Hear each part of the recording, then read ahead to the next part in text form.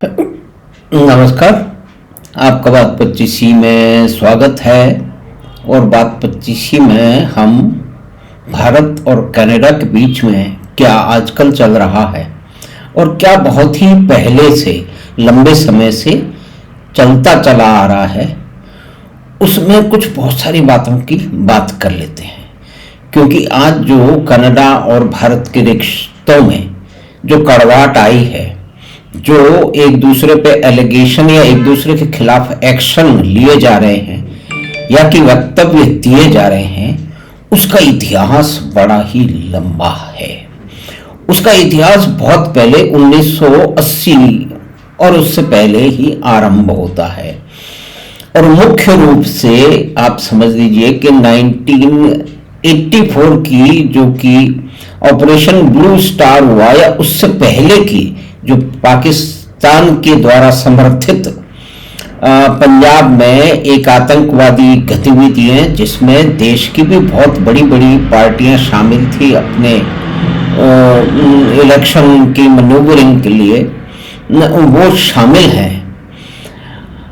लेकिन आज की परिस्थिति में पहुंचने में उसका एक मुख्य अंश है ऑपरेशन ब्लू स्टार। और पंजाब में जो आतंकवाद हो रहा था उसमें पाकिस्तान का रोल था और पाकिस्तान का बहुत ही बड़ा एक प्रभाव कनाडा में बड़े लंबे समय से रहा जा रहा है।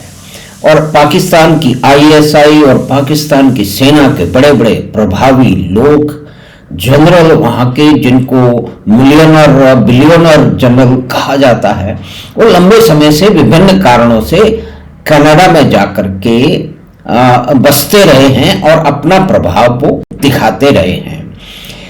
तो उनके लिए ये बड़ा ही एक मौका था कि विभिन्न परिस्थितियों के कारण ये हुआ कि भारत से कोई भी आदमी जिसको विदेश जाना था तो कनाडा जाने का एक ग्लैमर जो है वो लंबे समय से चल रहा है और पंजाब में विशेष रूप से चल रहा है। तो सब लोग अपने गांव खेत वगैरह बेच करके, गिरन रख करके या अपनी बची पूंजी अपने बच्चों के लिए खर्च करके उनको किसी भी रास्ते से भेजते रहे, जिसमें कनाडा एक ग्लैमरस डेस्टिनेशन रहा है। अब उन कंट्रीज में लिविंग स्टैंडर्ड की स्थिति यह है कि कोई छोटा मोटा काम करने वाला भी आदमी को ठीक ठाक घर मिल जाता है, गाड़ी भी वो चला सकता है और भी उसको स्वतंत्रता 50 तरह की मिल जाती है, जो कि उसके पंजाब के गांव में या कि भारत के किसी भी गांव में या छोटे शहर में उसको उपलब्ध नहीं है। तो ये लंबा घोर धंधा जो चल रहा था उसके अंदर कनाडा में शरण लेने के लिए जो पंजाब से बहुत सारे लोग जा रहे थे, उन्होंने इस पॉलिटिकल डिस्क्रिमिनेशन के जो नियम थे उनको बड़ा ही निचोड़ा। और यहाँ के बहुत सारे एमपी और बहुत सारे ऐसे प्रभावशाली लोग थे, वो किसी आदमी को 4,000 रुपए दे के, आरंभ में कहते हैं कि 10,000 रुपए दे के लिखते थे कि इस आदमी का भारत में रहना खतरनाक है, इसके कारण ये 1 2 3 4 5 है, पुलिस इसको परेशान कर रही है, तो इसको विदेश जाना पड़ेगा, नहीं तो इसको जान का खतरा है। तो ये पूरा रैकेट चल गया और ये रैकेट कहते हैं कि आज भी चल रहा है। पढ़ने के लिए भारत के बहुत सारे एक ग्लैमरस डेस्टिनेशन है भारत के स्टूडेंट के लिए, छात्राओं के लिए लाखों वहां रहते हैं, लाखों हर साल जा रहे हैं।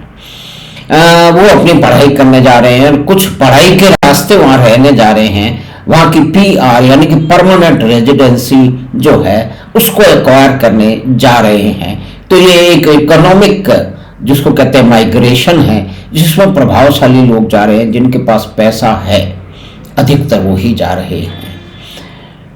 लेकिन आज की जो घटना है उसके अंदर जो खालिस्तानी जो प्रभाव के लोग हैं वो लंबे समय से कनाडा में शरण पाते रहे हैं।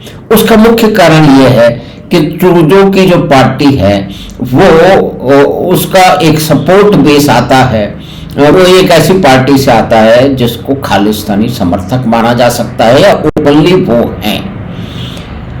तो कुल मिलाकर के आप ये देखिए कि कुछ प्रतिशत लोगों का, जिसको मानते हैं कि 2-3% ही है, उनका इतना प्रभाव है। तो ये भारत में वोट बैंक पॉलिटिक्स तो हम जानते हैं, तो ये वोट बैंक पॉलिटिक्स कनाडा में भी चल रही है।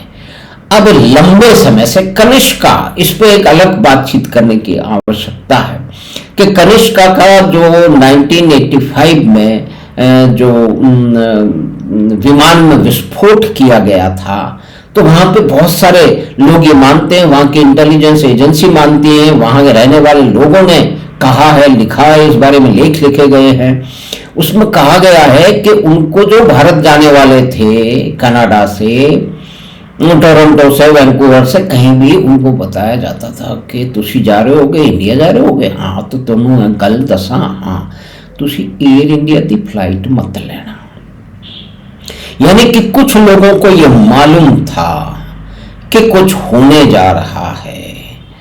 वो अपने मित्रों को, अपने जानकारों को, क्योंकि उनको एक सूचना थी, एक लंबे समय से, मेरे ख्याल में 6 महीने से थी, उनको ये अंदेशा था कि किसी एयर इंडिया की फ्लाइट में कुछ धमाका होगा, तो वो अपने जानकार लोगों को कह रहे थे कि आपको इंडिया जाना है तो जाइए। इसकी जो है परिणति इस बात में हुई कि 300 से ऊपर जो है वो यात्री एक दुर्घटना में, जिसमें बम ब्लास्ट हुआ एयर इंडिया की कनिष्का फ्लाइट में, लेकिन उसका कोई ध्यान नहीं दिया गया। यानी कि पहले से, उसी समय से ये लोग जो थे, जो कि पंजाब में अपराधी थे और यहाँ के अपराधों की एक पूरी हिस्ट्री थी, और वो किसी तरह से नाम बदल करके पासपोर्ट बनवा के पहुंच गए, या कि लीगल रास्ते से कनाडा पहुंच गए। और आजकल कनाडा के लोग ये कहते रहे हैं बार बार में कि हमको कोई क्रेडिबल एविडेंस नहीं दिए गए। तो ये तो एक बहुत ही बड़ा जो है ना, वो एक झूठ है कि आप कुछ मानने को तैयार ही नहीं है, तो अपराधियों की शरण स्थली बन चुका है।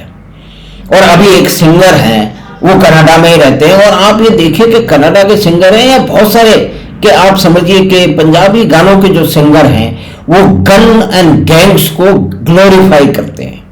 It is a simple and open glorifications of gun culture, of gangs associated, and it has been made a glamour. आप बहुत सारे देख लीजिए, उसमें कुछ लोग बंदूक लेके चले आ रहे हैं, लड़कियां AK-47 लेके चले आ रहे हैं, कोई खंडरों में लोग खड़े हैं, कोई जंगलों में खड़े हैं, कोई सड़कों पे दौड़ रहे हैं, बड़ी बड़ी गाड़ियों में चल रहे हैं। ये सारा का सारा जो एक इमेजरी है, एक दृश्य निर्धारण किया जा रहा है, उसके अंदर कहीं न कहीं परोक्ष रूप में, छुपे रूप में या खुले रूप में भी गैंग्स और गन कल्चर का प्रमोशन हो रहा है वो सॉन्ग। तो इसी तरह का एक जो सिंगर है वो भारत, ये छोटे छोटे बच्चे हैं, इनके मिलियंस ऑफ फॉलोअर्स हैं, और इनको कहा जा रहा है कि जैसे भी कोई, इसमें जानकार लोग बताते हैं जो कि पंजाब में ही रहने वाले हैं और जो कि कनाडा में भी रहते हैं, कि जैसे ही कोई पॉपुलर होता है तो उसको इंडोक्ट्रिनेशन दी जाती है। अब ये निज्जर, जिसके बारे में ट्रूडो इतने परेशान है, अब ये बताया जाता है कि बहुत सारी आपराधिक गतिविधियों में वो लिप्त था। तो आपराधिक गतिविधियों में, और कुछ कहते हैं कि वहां पर ड्रग का भी बहुत बड़ा काम चल रहा है। दूसरी बात यह कि जिन गुरुद्वारों पे, ये तो पंजाब के जानकार लोग बता रहे हैं कि सैकड़ों गुरुद्वारों पे इन लोगों का कब्जा है, जहां पे एक बहुत बड़ी धनराशि आती है। तो उसके लिए कंपटीशन है, उसके लिए जिद्दोजहद है, उसके लिए लड़ाई है, और इस लड़ाई में और दूसरे आपराधिक गतिविधियों में जो गैंग्स हैं उनमें आपस में भी प्रतिस्पर्धा मतलब जो है वो है। तो उसके अंदर इस तरह की घटनाएं हो सकती हैं, और बहुत सारे अंदाजे लगाए जा रहे हैं कि इसके अंदर जो है ना वो भारत के लोग या सरकार या वहां की एजेंसीज इन्वॉल्व है। तो कोई क्रेडिटेबल एविडेंस तो है नहीं। परिस्थिति यह अवश्य है कि जब कनिष्का का ब्लास्ट हुआ 329 या 340 के करीब लोग मारे गए, जिसमें 22 जो थे वो क्रू मेंबर भी थे। तो भारत की तरफ से कोई, उस 85 की बात है, 1984 में जो भी कुछ हुआ, दंगे हुए, श्रीमती गांधी की हत्या हुई, और उस हत्या का प्रदर्शनी लग रही है आजकल, और ये कह रहे हैं फ्रीडम ऑफ एक्सप्रेशन। हमारे फ्रीडम ऑफ एक्सप्रेशन की आड़ में वो अपने शूद्र राजनीतिक जो उद्देश्य है, जो वोट बैंक की राजनीति है कनाडा की, ट्रूडो की वो चल रही है। तो इससे मिली जुली बातों में बहुत महत्वपूर्ण बातें हैं और बहुत ही खतरनाक परिदृश्य है, लेकिन इसके विभिन्न अंगों पर हम चर्चा करते रहेंगे। जैसे कनिष्का जो एयर ब्लास्ट था वो कैसे हुआ, वो उसको ढूंढ नहीं पाए, वहां के अपराधी जिन्होंने वो ब्लास्ट किया कुछ तो मर गए विभिन्न कारणों से और कुछ छूट गए। यानी कनिष्का ब्लास्ट में जो गए उससे उसी समय एक बम रखा गया जो कि नरिता एयरपोर्ट जापान जाना था। वो टाइम के कैलकुलेशन में, दोनों में टाइम के कैलकुलेशन में फर्क पड़ा और वो नरिता एयरपोर्ट पे पहले ही फट गया। उसमें कुछ पोर्टर मारे गए, लेकिन वहां क्योंकि जापान बड़ी शक्ति था, उसका प्रभाव था, भारत की कोई बिसात नहीं थी, तो उस पे जो वो अपराधी थे उनके ऊपर तो तुरंत कार्रवाई हो गई। लेकिन कनिष्का पे बहुत ही ढीली गति से, बहुत ही धीमी गति से, और भारत ने भी उस बात को कोई बहुत आगे विरोध दर्ज नहीं किया क्योंकि यहाँ पे परिस्थितियां ऐसी थी। तो धन्यवाद, नमस्कार। हमें आशा है कि Indian gangs, guns and glamour के बारे में, भारत और कनाडा के बारे में क्या कुछ मुख्य बिंदु हैं, आजकल की परिस्थिति है उसकी हमने शुरुआत की है। इसमें कई आयाम हैं, उनके विभिन्न तरीके से हम उस पर बातचीत करते रहेंगे। तो हमें आशा है कि ये बातचीत आपको पसंद आई है, तो आप अपने मित्रों और परिवार के साथ लिंक को साझा करें और बात 25 को सब्सक्राइब करें। धन्यवाद, नमस्कार।